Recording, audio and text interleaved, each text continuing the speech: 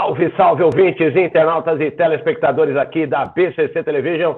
Está começando mais um Radar Paulista na TV, onde a gente traz sempre aqui às segundas-feiras um tema para o seu acompanhamento, esclarecimento, para o seu debate, né, entre as pessoas do seu convívio, da sua comunidade. Nesta segunda-feira vamos tratar de um tema muito polêmico que a própria imprensa trouxe, né, a mídia de uma maneira geral, que é o nazismo e o limite da liberdade de expressão. As manifestações do youtuber Monark e do deputado federal Kim Kataguiri no podcast Flow, defendendo a possibilidade de criação de um partido nazista no Brasil para, primeiro, dar voz a ideias abomináveis para depois aboli-las, não encontram respaldo na garantia constitucional da liberdade de expressão, como ambos tentaram argumentar, né? Vamos falar sobre esse assunto e quem vai explicar e quem vai nos ajudar a entender é o advogado criminalista, procurador municipal e professor de Direito Penal e Processo Penal, doutor José Sérgio Nascimento Júnior, que já está aqui conosco no aplicativo e já ele vai também trazer as informações para nós aqui dentro do Radar Paulista na TV. Antes eu tenho aqui os recadinhos dos nossos apoiadores. O Radar Paulista tem os apoios de Mais Espaço e Lazer, o sucesso do seu evento para Verde e amplas instalações. Você agenda aquela festa maravilhosa no Mais Espaço e Lazer.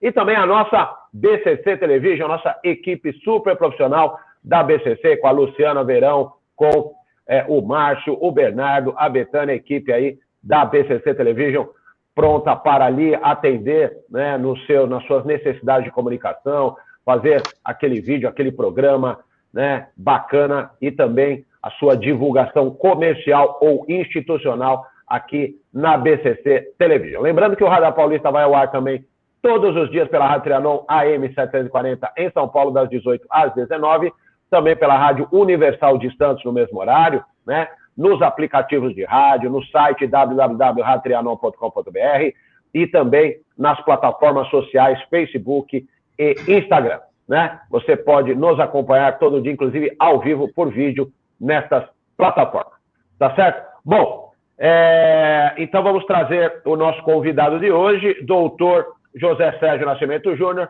advogado criminalista, procurador municipal e professor de Direito Penal, está aqui conosco para conversarmos sobre essa polêmica do podcast Flow e do apresentador Monark e também do deputado Kim Kataguiri. Muito boa tarde, muito boa noite, porque o programa também entra à noite pela Trianon. Doutor, obrigado pela sua participação aqui no Radar Paulista na TV. Renato Albuquerque, boa tarde. Boa noite a todos que estão nos assistindo, seja pela internet, pelo rádio, e já adianto que é um prazer receber o convite, discutir um assunto tão importante que a gente deve realmente ser tratado de uma maneira bem clara, da forma que a previsão legal nos traz, para demonstrar para a sociedade que é um assunto extremamente importante. Desde já agradeço o convite. Sem dúvida, agradeço também, temos a honra também de contar com as suas observações a respeito desse tema polêmico. Bom, vamos começar aqui falando justamente do programa que entrou no centro da controvérsia depois que o apresentador Bruno Ayub, que é o tal do Monark, né, defendeu que um partido nazista possa ser reconhecido por lei.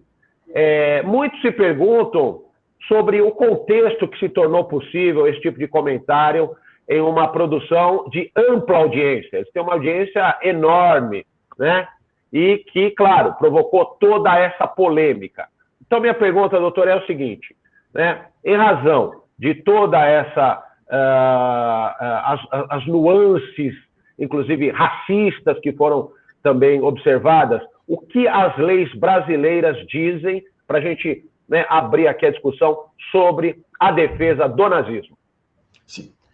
Renato, é importante que realmente a forma que foi divulgada, a amplitude de que essa informação chega, a forma que atinge a quantidade de pessoas que aquele programa, né, conduzido pelo Monark chega, é realmente algo impressionante. E com isso devemos ter extrema responsabilidade em razão disso. E a nossa legislação, ela deixa muito claro, já não é de hoje, que alguns temas realmente não merecem mais ser discutidos, né? Não merecem mais ter qualquer tipo de discussão a respeito de algo que não tem necessidade de mais de ser tratado. É importante que a gente saiba que a nossa liberdade, ela é inserida dentro de um contexto de direitos coletivos. Então, isso já, por si só, já nos traz que nem no exercício da liberdade de expressão, ele não pode não ter qualquer tipo de limitação em razão disso, sob pena de efetivamente gerar um constrangimento ao direito alheio. E o que efetivamente ficou comprovado dentro daquela discussão, daquela reportagem, né, daquele bate-papo que envolveu ali o apresentador e o deputado federal e o outro também, um outro deputado federal, demonstrou efetivamente os assuntos que foram ali tratados, de que esse assunto não merece mais ser esse tipo de levantamento. Então, a Constituição, ela vem como objetivo, né, ela já traz a sua parte inicial na nossa Constituição, no seu artigo 3º, como objetivo de nação a promoção do bem e erradicação de qualquer atos preconceituosos. Então, ela já coloca isso no status de extremamente importante. Então, qualquer ato preconceituoso que vai para promover o bem de todos, ela coloca como um patamar principal. Dentro disso, né, dentro dessa importância já constitucional, vem acompanhando essa obrigação constitucional uma legislação que existe desde 89, a Lei 7.716, que trata ali dos crimes de racismo. E dentro da lei de crime de racismo, existe sim essa postura, essa previsão legal de impedir qualquer apologia ao ato nazista. E diante disso, Renato, eu vejo que trazer à tona um assunto em que houve a ofensa à dignidade da pessoa humana com a morte de 6 milhões de pessoas, não é um assunto que deve ter liberdade de expressão nesse momento. Não. A Constituição não trouxe essa garantia irrestrita, né? É exatamente isso. Diante de dois bens jurídicos, diante de duas garantias fundamentais bem existentes, sempre deve, diante do mesmo peso, sempre deve-se sobressair aquela que mais protege a dignidade da pessoa humana. Então, eu vejo que esse tipo de discussão, nesse primeiro ponto, já não caberia nem ter esse início de debate. Bom, aí eu pergunto para o senhor o seguinte: o senhor viu apologia ao nazismo nessa declaração? E uma outra questão, o próprio Monark, depois que falou, né, e depois de toda a repercussão do caso, ele fez o seguinte questionamento: ter opinião racista é crime, como se quisesse justificar aquilo que ele havia dito. Bom, mas eu gostaria realmente que o senhor também comentasse se o apresentador teria feito uma apologia ao nazismo. Sim.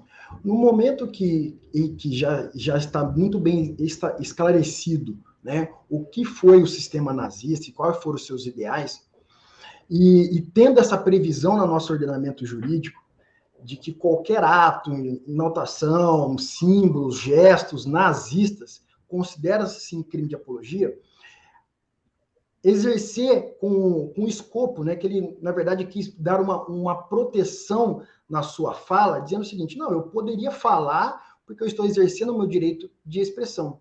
O meu direito de expressão, então, discutir a existência ou não do nazismo, ser ou não nazista, né, ter uma opinião racista, eu teria uma proteção legal, e não tenho. Porque o fato deste assunto já estar bem determinado na nossa legislação, obriga que esse assunto não deve ser debatido. E, Renato, para fazer só um paralelo, né, e mostrar, né, o tamanho absurdo que é trazer à tona, trazer em debate uma discussão desta, que já é considerado crime, né, essa postura, né, racista e apologia ao nazismo dizendo que eu tenho o direito de ter opiniões nazistas, ou tenho o direito de ter um partido com os ideais nazistas, para mostrar o quanto isso, às vezes, ajuda bastante para entender esse paralelo, né? Para mostrar o quanto que isso, a lei não autoriza esse limite de expressão, mostra, um exemplo que eu utilizo é o seguinte: seria o mesmo em que a gente utilizar as redes sociais, por exemplo, e propagar ideias de pedofilia. Seria o mesmo. E sabemos que a lei proíbe, a nossa legislação proíbe qualquer tipo de manifestação nesse sentido. Seria o mesmo que utilizar as redes sociais e discutir o seguinte: não, eu tenho o direito, por exemplo, de propagar ideias terroristas. Não, a lei já abomina esse tipo de postura. Então, isso deixa bem claro, efetivamente, o limite dessa liberdade de expressão, o limite que a Constituição não deixa essa garantia fundamental de forma tão restrita. E temos uma legislação prevista desde 89 que prevê essa conduta como apologia, esse tipo de discussões, esse tipo de culto, esse tipo de discurso de ideais nazistas como apologia ao crime. Bom, dentro da sua vivência, da sua experiência, o senhor que é um advogado aí bastante conceituado no setor e essa questão penal também, e também, né, ligada aí à liberdade de expressão, eu queria saber, na sua opinião, qual o impacto de uma declaração dessas no sentido da consciência das pessoas? Quer dizer, até que ponto uma declaração dessa pode inclusive, levar a um entendimento de que defender o nazismo pode ser até interessante. Afinal de contas, o apresentador é famoso, ele conseguiu uma repercussão gigantesca, né, em termos de mídia. Qualquer jornal que o senhor abrir hoje na internet, o senhor vai verificar todos os jornais, todas as maneiras de mídia aí, formas de mídia, comentaram também o assunto. Quer dizer, ele ganhou uma notoriedade ainda maior daquela que ele sempre teve. Ou seja, pode ser que, no aspecto da divulgação, muitos podem falar, até que é bacana falar de nazismo, hein? Vai dar uma bela de uma notoriedade para mim também. Aí eu gostaria de saber, no seu entendimento, o que isso pode gerar nessa nova amplitude do assunto por parte de outros elementos da mídia ou não necessariamente da mídia. Perfeito. Renato, é extremamente importante essa pergunta para a gente demonstrar até que ponto que isso está chegando na nossa sociedade, esse tipo de discussão. E para isso, eu vou voltar só um pouquinho para mostrar para todos aqui que tiveram a oportunidade de nos assistir, de nos ouvir, como que foi a criação da Lei 7.716 lá de 89. Lá em 89, criou-se, ela tinha na sua texto original, a proteção exclusivamente da lei, que é a lei de racismo, de crimes que estão elencados os crimes de racismo, mas todos eles relacionados à raça, à origem, à cor das pessoas. Em 94, foi inserido na lei um parágrafo específico que traz, Renato, o culto aos objetos nazistas. Só em 94. E na época, o projeto de lei na época, havia uma seguinte discussão. Achavam-se exagero, vejam, Renato, achava-se um exagero na época, em 94, a inserção deste parágrafo, porque dizia o seguinte: não, o Brasil é um país pacífico, longe da Europa, que esse tipo de assunto não vai ter proteção no solo fértil brasileiro. E vejamos, e depois de 94 teve essa alteração, em 97 teve uma ampliação específico dos ideais nazistas nessa legislação antirracista, em 97, e a gente mostrou o seguinte, que aqueles que achavam exagero em 94, né, estavam totalmente errados, porque depois de tanto tempo, né, Renato, como você bem pontuou, um canal de comunicação com tanta abrangência vem e se discute um assunto esse. Então, realmente é um assunto que um programa assim como o seu merece ser discutido para demonstrar o seguinte: qual que é o nível de responsabilidade que devemos ter com as informações. E se mostrou, obviamente, que ali não tinha esse nível de responsabilidade. Por quê? Tanto que existe já estudos recentes no Brasil, a crescente de núcleos que estudam, que divulgam, que relatam, que se reúnem para discutir esses assuntos. E deve-se saber que essas condutas são consideradas crimes, e crime que a Constituição colocou como crimes imprescritíveis e inafiançáveis. Ou seja, independente do período, do tempo que eles ocorreram, a pessoa pode sim responder pela conduta criminosa. Se ela está fazendo uma reunião, uma apologia, mostrando programas, se reunindo para divulgar informações, seja por grupos, aplicativos de celulares, de rede social, ela pode saber que não importa agora, pode ser daqui 10, 20, 30, 40, 50 anos, ela vai responder pela essa conduta criminosa sim, porque ela tem essa característica, a Constituição traz essa natureza da imprescritibilidade de crimes com apologia ao nazismo e qualquer outra conduta racista. Então, saber o seguinte, posso fazer agora? Posso reunir, falar, se acha no direito de fazer isso, mas sabe o seguinte, que isso vai acontecer, você vai responder um processo criminal, de um crime de apologia ao nazismo, vai ser condenado, sim, ao crime de racismo, porque essa é a postura que deve tomar, porque não existe o menor sentido, né, qualquer tipo de manifestação, achar que deve descriminalizar a conduta, o nazismo, como foi dito, né, nessa reportagem, descriminalizar a conduta como ocorreu lá na Alemanha, para quê? Para se discutir na sociedade mais abertamente sobre isso. Não, isso não cabe mais qualquer tipo de contraponto a respeito de ideais que se colocam superior a um determinado grupo de pessoas. Então, vai responder pela conduta criminosa, tem que saber que este tipo de postura não tem outra solução a não ser responder por crime de racismo, sim, previsto no nosso ordenamento jurídico. E a que pena ele está, que ele incorre aí nesse caso? Ele pode ser preso realmente? É uma pena pecuniária? Qual seria aí os termos do que a lei determina nestes casos?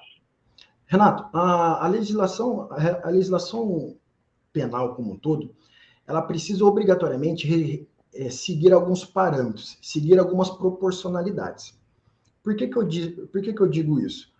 Porque a pena prevista para esse tipo de apologia, para esse tipo de crime, para esse tipo de divulgação, é uma pena de médio potencial ofensivo que a gente coloca aqui dentro dos termos jurídicos, de médio potencial ofensivo, ou seja, é uma pena de reclusão de 2 a 5 anos e multa. Isso, comparando ali, sendo proporcional, não é uma pena nem muito baixa e nem muito alta. Mas dentro do escopo que não existe uma postura, uma conduta de violência ou grave ameaça, ela está dentro de uma proporcionalidade de outros delitos desta mesma natureza. Então, inicialmente, é óbvio, uma pena de 2 a 5 anos, dependendo da personalidade, da conduta pretérita ali daquele que praticou a conduta criminosa, dificilmente ele vai responder a pena em regime fechado ou preso. Ele vai ter uma pena, ele pode ser alterado uma pena para ele alternativa, mas na sua reincidência, aí não, agindo novamente pela sua conduta criminosa, ele vai ter sim sua liberdade cerceada em razão disso, e vai responder o processo e vai ser condenado com a pena privativa de liberdade, levando em consideração ainda, né, Renato, se a cada vez que existe esse tipo de divulgação, de manifestação, é uma conduta criminosa. Então, ele responde por essa conduta. Se ele reiterar nessa prática criminosa, ele responde outra pergunta, que é o que efetivamente vai cercear a liberdade dele. Então, dentro do nosso ordenamento jurídico, ele tem uma pena de 2 a 5 anos e aplicação de multa, e que, inicialmente, se for pela primeira conduta, ele tem a possibilidade ainda de responder o processo em liberdade, mas se isso se reiterar, ele vai ter sua liberdade cerceada sim. Tá certo. Bom, nós vamos fazer um breve intervalo aqui, doutor, e peço também aos nossos ouvintes internautas que fiquem aí conectados conosco, porque eu tenho já na sequência, né, uma pergunta para o doutor José Sérgio, que diz respeito à defesa, né, do apresentador, que disse: eu estava bêbado no dia, eu estava lá no Flow, eles bebem, né? Bebem durante a entrevista, estava bêbado e a conversa era meio que como se estivesse numa mesa de bar, né? A mesa de bar que é levada para milhares de pessoas. Mas, enfim, foi a defesa dele. Eu gostaria depois dessa observação aqui, da análise do nosso professor aqui que está conosco nesta segunda-feira no Radar Paulista na TV. Eu peço aí uma atenção aí a todo mundo, que fique ligado. Já já a gente volta com o Radar Paulista na TV.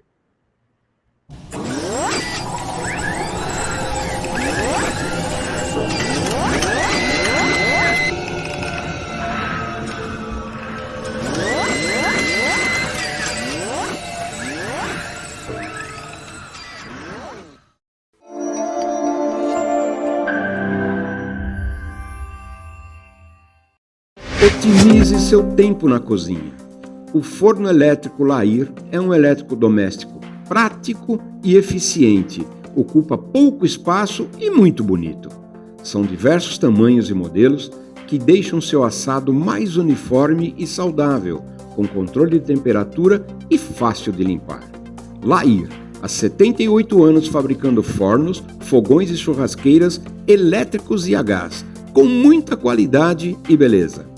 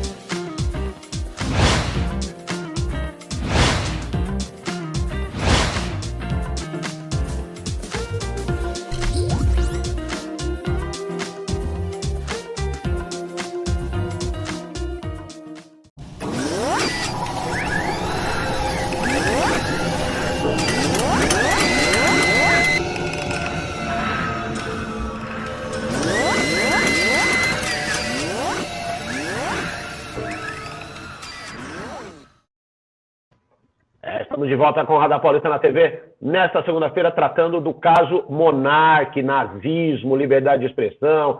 Deputado também Kim Kataguiri, que participou da entrevista, a deputada Tabata Amaral, que não concordou muito lá e tal, e acabou conseguindo sair pela tangente. Mas o deputado Kim Kataguiri também estava envolvido na história, chegou a apoiar o apresentador Monark nessa questão, e é sobre esse tema que nós estamos tratando hoje, nesta segunda-feira. Eu havia deixado uma pergunta no bloco anterior para o doutor José Sérgio, que é procurador municipal, professor de Direito Penal e Processo Penal e advogado criminalista, sobre essa defesa do apresentador. Ele disse, doutor, que estava bêbado, que o programa é meio que uma mesa de bar e eles bebem no meio do programa e está tudo bem, e pode falar qualquer coisa, falam palavrão à torta direito, fumam cigarro, charuto, fica ali tudo à vontade, de perna pro ar e tal, como se estivesse na praia ou realmente numa mesa de bar. Isso minimiza a polêmica, minimiza o crime praticado por ele e pelo deputado Kim Kataguiri? Renato, é importante que a gente trate esse assunto, né? Essa manifestação, eu vi realmente a manifestação dele, a justificativa que ele apresentou. Mas antes de adentrar precisamente sobre o argumento que ele utilizou, é importante que todos saibam que o exercício da defesa é um direito constitucional. Então, ao se manifestar nesse sentido, exercendo, justificando o uso, estando embriagado, e por esta razão ele fez aqueles comentários, o exercício da defesa é um direito constitucional, é uma garantia fundamental. Agora, saber que esse exercício, se ele vai ter efetividade, né, se tem plausibilidade esta argumentação, eu posso deixar bem claro para todos para todos que nos acompanham aqui, que não. O fato, primeiro, né, um ambiente de trabalho, se está no comportamento, com seus ânimos alterados em razão de bebida alcoólica ou qualquer outra substância, não é um comportamento condizente às situações de trabalho. Tá? Tenho certeza que nossos amigos ali, até advogados trabalhistas, sabem muito bem a gravidade que isso é se apresentar em situação de trabalho e alegando estado de embriaguez. Do ponto de vista se isso exclui a sua conduta criminosa ou não, não exclui a sua conduta criminosa. Muito pelo contrário. Né? A nossa legislação ela traz até uma situação específica que exclui a conduta, a responsabilidade penal em razão da embriaguez, mas não chega nem aos pés, perto da forma que o apresentador ali justificou. Não justifica hipótese alguma, e a nossa legislação, pelo contrário, ela ainda pune de forma mais gravosa a pena se utilizou-se esse argumento para ter coragem de praticar uma conduta delitiva. Então, às vezes, a pessoa não fica meio presa, né? Tem umas reservas que, com a utilização de bebida alcoólica ou qualquer outra substância, faz com que ela se sinta mais à vontade, mais leve e mais apta a praticar o crime. Se ficar isso efetivamente comprovado, que ele aproveitou-se, pelo contrário, dessa situação de estado de embriaguez para poder falar e ter mais coragem de falar, existe uma agravante da pena em razão disso. Então, eu queria deixar bem claro, não só isso vai isentar ele de qualquer responsabilidade criminal, como mais, dependendo da forma que for levantada essa informação, pode até mesmo ser considerado uma situação agravante na sua conduta, mas excluir a conduta de hipótese alguma e sem falar, obviamente, que não é um comportamento, por mais que seja uma situação totalmente descontraída, né, se é essa o ideal do programa, né, de ser um debate, uma conversa, uma entrevista mais solta, mais tranquila, né, fora dos formatos ali comum, conta isso sem problema nenhum, mas dizer que é muito comum a utilização de bebida alcoólica no momento do trabalho, realmente, além de não ser um comportamento ali ideal no ambiente de trabalho, não vai isentá-lo desta conduta criminosa de forma alguma.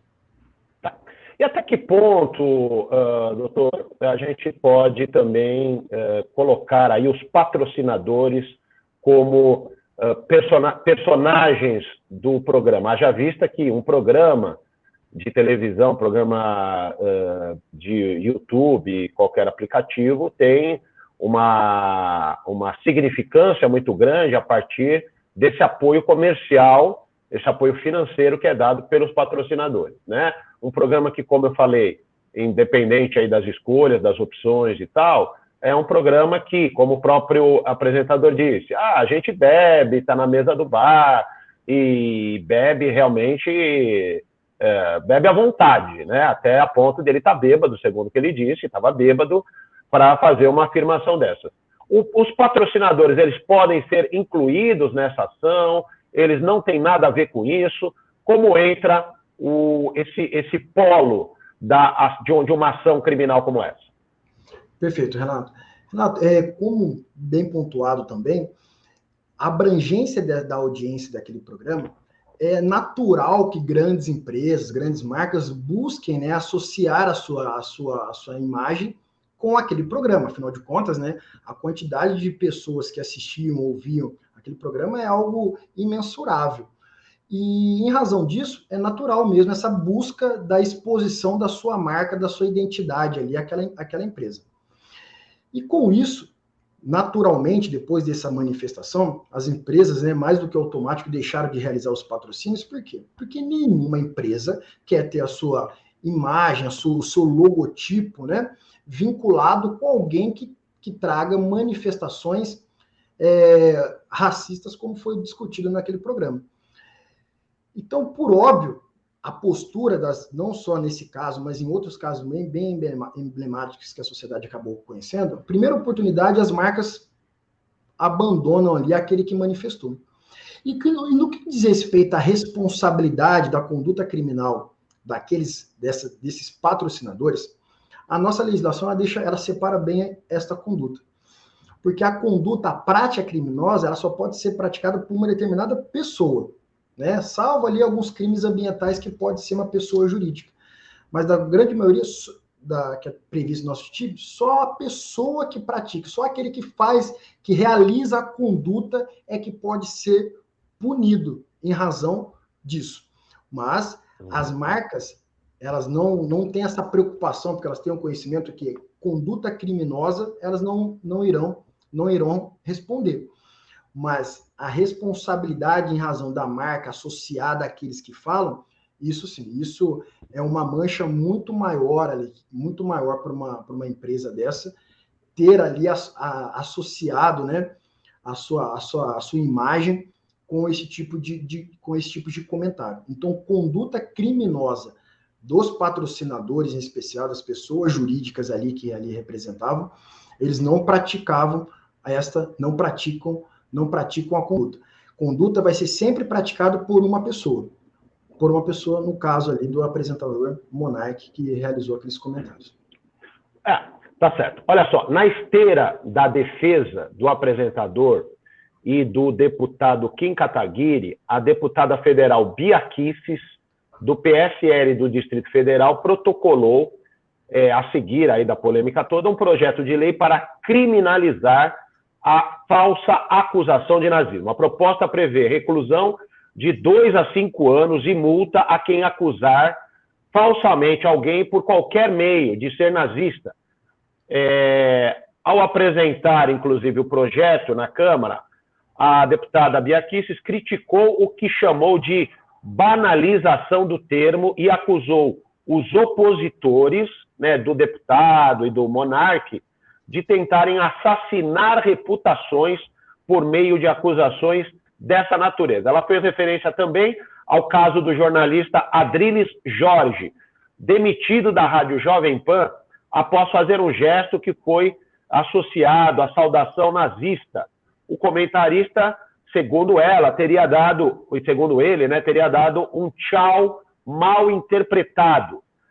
E Adriles havia acabado de opinar sobre o caso Monark. Aquele gesto, né, alguma coisa assim, eu acho, né? Não sei se está parecendo assim, né? Não sei, alguma coisa nesse sentido que eu também não sei direito.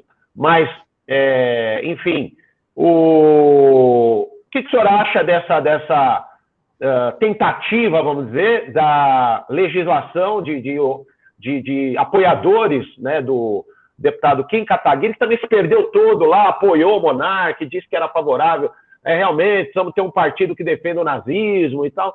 Como é que o senhor vê agora, vem aí, quer dizer, não, você pode falar isso, mas você não é nazista, você está banalizando o ataque, chamando a pessoa de nazista. É possível fazer toda essa leitura na defesa dessas pessoas? Renato, projetos nesse sentido, ele vem realmente na contramão do que a nossa própria Constituição nos traz.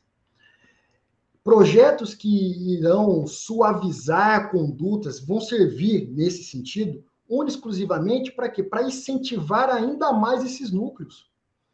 Algo como eu trouxe aqui, que eu disse que nos anos 90 era algo que não havia necessidade de se discutir, porque era algo que nunca a gente iria passar por esse problema, e a gente vê depois, anos depois, como isso está cada vez mais presente.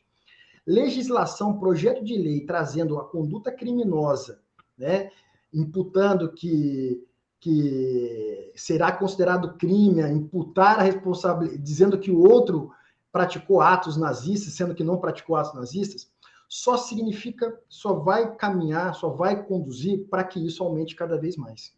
Só vai conduzir para que essas pessoas que se reúnem para trazer, para divulgar, para disseminar essas ideias nazistas, criem cada vez mais força. Indo totalmente contramão do que previa a Constituição. Então, inicialmente, a apresentação tem legitimidade o ato desta parlamentar, né, ela tem esse poder, mas, obviamente, passando pelas comissões processantes, comissões de constitucionalidade dentro da Casa Legislativa, vai barrar ali na questão da sua inconstitucionalidade. Então, não existe qualquer tipo de instrumento, não podemos, nossa legislação, apoiar qualquer tipo de instrumento que vá ainda criar como um incentivo de uma induzimento, instigação à prática ainda do culto ao nazismo. Então, nesta postura, vejo que o projeto, a propositura do projeto, dentro do ofício de parlamentar, mas ele já nasce ali com uma natureza de inconstitucionalidade bem presente em razão dessa postura. Então, realmente, não existe qualquer tipo não devemos ter qualquer tipo de manifestação de apoio nisso. E mostrando isso ainda, Renato, eu vejo que a sociedade ainda reage bem, e reage muito bem diante de manifestações como essas, né, das empresas tirando os patrocínios. Recentemente tivemos um caso também, dentro do estádio de futebol, em que um torcedor constava ali no seu corpo tatuado, né, o título de um livro de Hitler. Naquele momento, os próprios torcedores ali, com o movimento, tiraram ali, com a ajuda, com o auxílio da força policial, tiraram ali aquele torcedor que ostentava ali uma frase de ideais nazistas em seu corpo, ou seja, a sociedade ainda rejeita e vai continuar rejeitando essa postura. Realmente, projeto de lei que vá contribuir, que vai dar incentivo para esses determinados grupos, realmente vai à contramão do que prevê a nossa Constituição. Ok. Eu tenho aqui uma frase do professor da Escola de Comunicações e Artes da USP, o Eugênio Bussi, que diz o seguinte: antigamente, a harmonia social era sustentada por alguns acordos, como vacina é bom, nazismo é ruim, a terra é redonda, e etc. E agora eles teriam sido derrubados pelo que ele chama de erosão do modelo de conhecimento. Acredito que, assim, falando em português, claro, a erosão do modelo de conhecimento é até que ponto a sociedade, no mundo todo, não é só no Brasil, não, a gente vê essas atrocidades de conhecimento sendo espalhadas por aí com uma facilidade sem qualquer limite, né? Ou seja, isso também muitas vezes trazidas pelas redes sociais, onde parece que a imbecilidade e a idiotice humanas estão numa sequência absurdamente ruim, com essas defesas de tese que a Terra não é redonda, que vacina precisa tomar cuidado e por aí vai. Até que ponto aí o senhor vê esse também limite da liberdade de expressão nas redes sociais? De que maneira a sociedade pode se proteger disso? Porque, na verdade, acabamos sendo atingidos diretamente, né, por argumentos como estes. Perfeito. Renato, com o avanço, obviamente, da tecnologia, com o avanço das redes sociais, uma informação ela começou a ter uma força na sua propagação muito maior do que antes da existência das redes sociais, por exemplo. A informação se propaga em uma velocidade tão grande que a gente não consegue realmente mensurar as pessoas que atingem que vão receber aquela informação e a forma tão rápida que isso vai acontecer. Diante disso, temos ainda que ter controles ainda maiores nos nossos órgãos de persecução, nos nossos órgãos de fiscalização, para impedir a propagação desses ideais, dessas desinformações. Porque o que basta para alguém criar um canal de comunicação nas redes sociais e começar a trazer desinformações? Se a gente não tiver efetivamente órgãos de fiscalização que impeçam, que façam esse filtro, isso não é nenhum tipo de censura, muito pelo contrário. É um exercício da liberdade, mas de uma liberdade coletiva. Porque manifestar esse tipo de desinformação de uma maneira sem limites é atingir o direito coletivo. E isso a Constituição rejeita, de todas as hipóteses. Então devemos cada vez mais fomentar e aumentar esses órgãos fiscalizadores. Para quê? Para que não dê espaço, não terem vozes a assuntos como a realização da vacina, que sempre foi referência aqui no Brasil, né, como aplicação de vacina em outras doenças, erradicamos várias doenças em razão da vacina. Ideais nazistas como esses, que sempre foi um assunto que já estavam mais que pacificados, e simplesmente o que cabia a nós a não deixar essa história acabar e qualquer tipo de manifestação ao contrário ser rechaçada com duras penas em razão disso, porque só dessa forma é que a gente efetivamente vai conseguir limitar uma posturas que vai trazer uma desinformação para a sociedade e aí sim ofendendo aqui um direito coletivo. Então a liberdade de expressão é um direito constitucional, mas que tem limites. Limites esses desde que não ofenda a dignidade da outra pessoa. Tá ok? Obrigado, meu irmão. Doutor José Sérgio, infelizmente nosso tempo está se esgotando e eu gostaria de deixar uma última pergunta para o senhor e aí o senhor fechar também com suas considerações finais a respeito de tudo que nós conversamos, liberdade de expressão, o nazismo e tudo mais. E a minha pergunta é, a repercussão de todo esse episódio, ela ajuda ou ajudou a sociedade a refletir sobre essas questões de liberdade, de nazismo, até que ponto eu posso, até que limite, qual o limite que eu tenho de acompanhar, de às vezes até compartilhar uma informação como essa que pode gerar, né?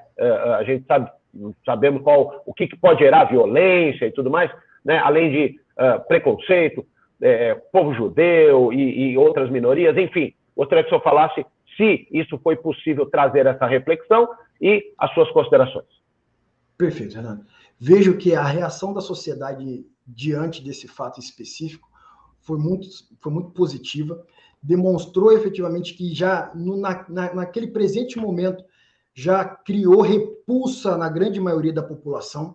Então eu vejo que esse assunto trouxe à tona uma discussão e demonstrando o seguinte, devemos ter cuidado com isso ainda. Devemos ainda ter limites a esse exercício de liberdade de expressão. Primeiro que isso não é um exercício de constitucional. Fomentar uma conduta nazista, fomentar uma conduta racista é algo execrável, é algo obsceno. Então, a sociedade assim entendeu. Trazer esse tipo de discussão foi salutar neste ponto, para demonstrar que quanto a sociedade falou assim, abominou e rechaçou qualquer tipo desta postura. Então, podemos ter liberdade de expressão, não podemos, de forma alguma, achar que dar amplitude na divulgação em apoiadores desse tipo de assunto significa discutir cada vez mais, esclarecer as pessoas cada vez mais. O Holocausto é algo notório para toda a sociedade. É notório, não existe mais ponderações a respeito disso. Existe sim, que a nossa atuação tem que ser cada vez mais firme, séria, para impedir a propagação desse tipo de postura. E aproveitando aqui meus minutos finais, agradeço, é muito importante essa abertura, por isso que eu aceitei prontamente o convite, Renato Albuquerque, de poder trazer aqui um ponto de vista técnico, né, do mundo jurídico a respeito disso, demonstrar que aquele que praticar uma conduta responderá à conduta criminosa, porque é um crime imprescritível, porque eu acredito que com boa informação a sociedade consegue ter cada vez mais seus valores preservados. Obrigado. Sem dúvida. Agradeço demais também pelos seus comentários, pela sua análise, nos ajudando a entender um assunto que, sem dúvida nenhuma, mexe não só aqui no Brasil, mas mexe com o mundo todo, né? Haja vista que o nazismo foi uma das formas mais hediondas de tentativa de controle político, social, por meio, né, dessa mortandade que, infelizmente, afetou, né, algumas camadas sociais, principalmente os judeus, né, que foram afetados diretamente, entre outras minorias. Agradeço demais, doutor José Sérgio, procurador municipal, professor de Direito Penal e Processo Penal e advogado criminalista. Até uma uma nova oportunidade aqui no Radar Paulista na TV, e fica aqui também o convite para os nossos ouvintes e internautas nos acompanharem sempre aqui às segundas-feiras na BCC Television, também nos nossos canais no YouTube e também todos os dias pela Rádio Triângulo. Uma ótima semana a todos e até a semana que vem com mais um Radar Paulista na TV. Até lá!